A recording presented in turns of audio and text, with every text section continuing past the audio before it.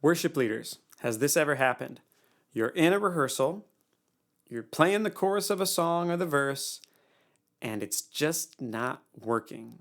Or it's fine, quote unquote, but it's not hitting on all cylinders.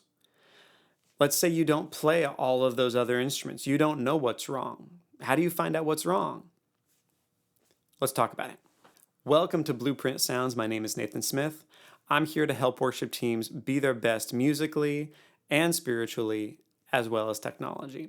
Let's talk about the problem that we just discussed. You're in a worship team setting, you're having rehearsal, and there is just something wrong with that song, and you don't know what it is. And let's say the instrumentalists are looking at you like, what would you like? And you're maybe a singer and you don't play all those other instruments. What are you supposed to do? Here's what you do. You're going to break it down into its parts and you're going to go through the chorus 3 times, or the verse, or whatever section that's troubling you, 3 different ways, and here's how it works. You're going to first ask your drummer and your bass player to play by themselves. Okay? Nobody else. Play the chorus, drummer and bass player. If you've seen another one of my videos, we talk about the 5 elements of a full-sounding worship team. Those elements are the main groove, the main rhythmic instrument, pads, holds, and arpeggios. What we're listening for right now is the groove. The groove is the fingerprint of the song. It's like, think of Queen and We Will Rock You. Boom, boom, tsh, boom, boom, tsh, kick, kick, snare. That is an iconic groove that everybody knows really well. Your song probably has a groove like that. If you listen to the album, the kick drum and the snare are probably doing this rhythmic thing that keeps repeating itself, and the bass is complementing that by playing at the same time as the kick drum. Well, have your bass player and your drummer play together on a chorus, let's say, and listen. Okay, that's what they're doing. Now let's go back and listen to the album for a second. Put it through the loudspeakers and have everybody listen together to the chorus. Does it sound the same? Okay. Maybe something got overlooked. Maybe on this chorus, the drummer, who usually with their stick is hitting the hi-hat, maybe on this chorus he was actually supposed to go to the ride cymbal. And the ride has a washy, long, sustainy tone that kind of lifts that chorus and makes it feel different. All right? Maybe it was supposed to be eighth notes rather than quarter notes. There's all sorts of things. You don't have to be an expert on the drums, because the drummer might hear it when you listen to the recording and say, oh, I know what I did wrong. Or maybe the bass player is holding the note and playing whole notes, where during this chorus, he or she was supposed to play eighth notes and have more notes that makes it drive, because when the bass player goes from whole notes to half notes to quarter notes to eighth notes, that gears up the song every time. It makes it feel more energetic. Maybe that was the problem. Or maybe the pattern itself was incorrect, and that can get fixed. So listen to those in isolation and just work on that. That's step 1. Now you're going to do it a second time. And you're going to play the chorus, but you're going to take away the bass player and the drummer. They don't play. You're going to have all of the middle instruments play. And what I mean by that is piano, main rhythm, that could probably acoustic guitar, electric guitar, maybe you have a violin or a cello or a synth player, whatever that is. You're going to have all of them play, and maybe have your drummer keep time playing quarter notes. And you're going to listen to that sound. That's a good portion of the band, right? What you're listening for is, does it just kind of sit there? Does it sound harsh? Does it sound muddy? What is missing? And how you know what's missing is go back and listen to the album again. Like, okay, let's talk about those other elements. After we've got our groove figured out, that still leaves holds, pads, and arpeggios and main rhythm. The holds are like a piano player just hitting a whole note and letting things ring. That thickens everything up and makes it feel warm. You've got the pads. The pads are usually done by a synth, anything that can do long tones. Could be an organ, could be a violin or a cello, could be anything. It could even be another layer on top of a piano sound. That gives this nice kind of misty, airy quality to the song that's really, really popular in worship music right now. The main rhythm, this could be the piano, or it could be oftentimes it'll be the acoustic guitar jangling on the strings, right? That gives the song energy, kind of like a hi-hat does.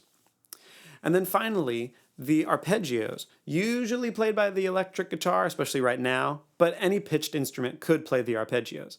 And that gives it that polish. It gives it this silvery sparkle that sounds really, really nice and just makes it feel finished, makes the song feel produced in a good way. So listen to your album, then go back and listen to the band play all together. Well, here are some of the most common things that happen with worship teams. Everybody's playing together, and the electric guitar is playing open chords just like the acoustic guitar is, right? So the open chords are down near the headstock, right? Kind of the first chords that everybody learns on the acoustic. Oftentimes, the electric guitar player may own an electric guitar, but it doesn't mean that they know how to play like an electric guitar player, because that's a little bit more sophisticated. You have to move up the neck. You have to learn a little bit more about the fretboard and where all your fingers go. It's more complex. And so an electric guitar might be playing down here like he's an acoustic guitar player. But if you have both of those together, it just sounds muddy and harsh, because the electric guitar very, very easily sounds harsh. So what do you do in that case? Well, then you need to pull back and you need to make your electric guitar thinner. So you ask your electric guitar player if he doesn't know how to move up the neck. That'd be the first question. Hey, can you go up and play arpeggios one note at a time? If he or she can't do that, okay, take that D chord you're playing and just play the top two strings. Trust me, I know it feels like you're not doing a lot, but what that creates, if you click on a reverb pedal and a delay pedal and you play your top two strings and you pick them individually, that gives space and it opens everything up. And all of a sudden, you can hear all the other instruments, like the piano and the vocals, right? All of a sudden, it starts to feel more like the song. Maybe it doesn't have to be exactly the same line, but that makes a world of difference. That's probably the top thing that I see small churches make the mistake, right? Their top mistake is that their electric guitar player is playing like an acoustic guitar player when you already have one, and then it just sounds harsh and muddy and blah, right? The electric guitar belongs up the neck, playing the sparkle, the shimmer, making the song feel finished. If you can have an electric guitar player do that, everybody's going to be happier. So remember, you can move instruments up and down in the frequency range and get them out of each other's way, and you'll be much happier. Another thing that often happens is maybe you've got a keyboard player that's playing a synth sound or a string sound or a pad sound. What could be happening is that their sound is too thick.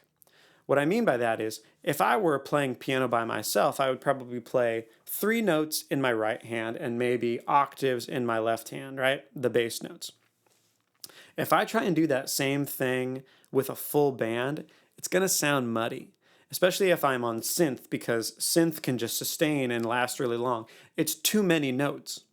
The easiest thing in the world to do is to just tell your synth player, hey, take out that middle note. If you've got G, B, D from a G chord, take out the B and just have the G and the D.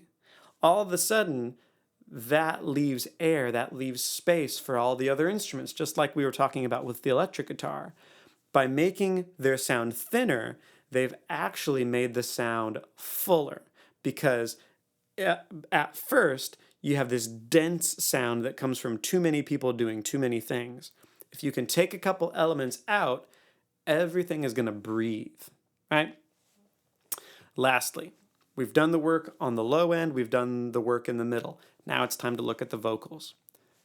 Have your singers sing by themselves, background vocal, like that's it. Maybe have your rhythm guitar player giving some chords so that the singers know what the pitch is, or the piano so that we know what the pitch is. And have the singers sing the chorus. You'll find out pretty quickly if those harmony vocals are harmony or if they are grating, right? Because before, with the full band, especially an uncomfortable or like a background vocalist that is a little shaky and they're not quite sure, they might be able to hide behind the band a little bit and sing their part, but not really know what their part is. Now they're exposed. That's not meant to shame them, but we have to find out what the problem is. Don't make it personal. It's not personal about that person's ability or like you have a terrible voice. But now you know. So what do? Well, you can do two things, I would say. One is you can tell the sound guy, hey, turn him or her down for this week. And that happens. Or you can get them help, which they need help. There are plenty of online tutorials for just about any modern worship song that you can think of, where you will see three singers in isolation. They're singing their parts. You can hear the melody. You can hear the harmony above or beneath for guys, for girls. Now it's time to work, right? That background vocalist might just need help learning how to sing harmony better so that they contribute and don't detract, right? But that's also a leadership thing, because you should not have the expectation, or I should say the background vocalist should not have the expectation that they can just get up there on Sunday morning and wing it without actually knowing what they're doing, right?